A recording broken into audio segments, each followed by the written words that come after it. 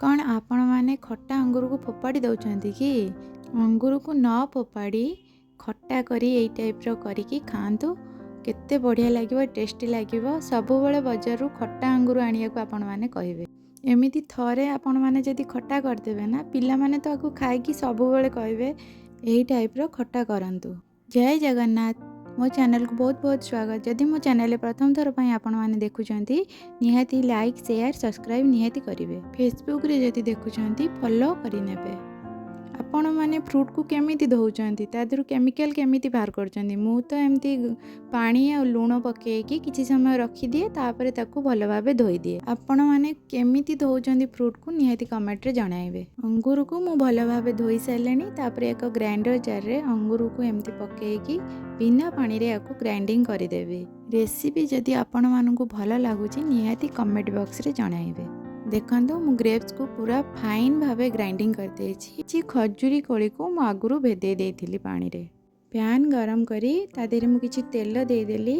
तेल गरम हो गला परे मु किछि फुटण ता देरे दे देली।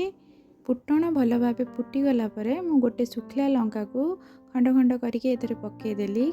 दुईटी तेजपत्र एतरे पके देली।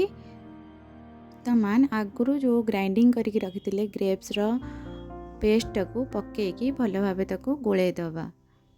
ग्रेप्स को एमती ग्राइंडिंग करिकी थरे खट्टा करंतु पूरा भोजी स्टाइल रो खट्टा हबो। किछि समय फुटी गला परे अदा छेचा टिके पके दबा भल भावे ताको गोले दबा। ये अल्प समय भितरे अंगूर रो खट्टाटा रेडी हे जिवो। किछि गोल मरच को मु आगुरु ताको ग्राइंडिंग करके रखी देथिली। आपण मान ताको संगे संगे छेचिकी भी मध्य पकई परिवे। मु लंका गुंड टिके एतरे नेछि टिके जस्ट राग हवा पई स्वाद अनुसार लूण पकई देबी। आपण माने जत्ते क्वांटिटी रो नेथिबे से अनुसार लूण पकेबे। किछि हल्दी गुंड पकई देली। मु 4-5 बड़ चम्मच रो जागरी पाउडर नेछि। आपण गुड़ नै परिवे चीनी मध्य पकई परिवे। आपन को जोटा पसंद से गोटा ही पकेबे गुड़ हो कि चीनी हो।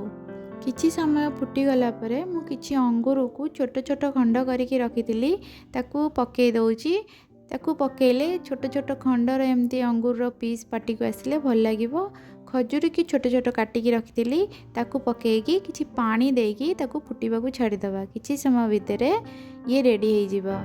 4-5 मिनिट फुटी गला परे देखंतु केते सुंदर देखा जाउची।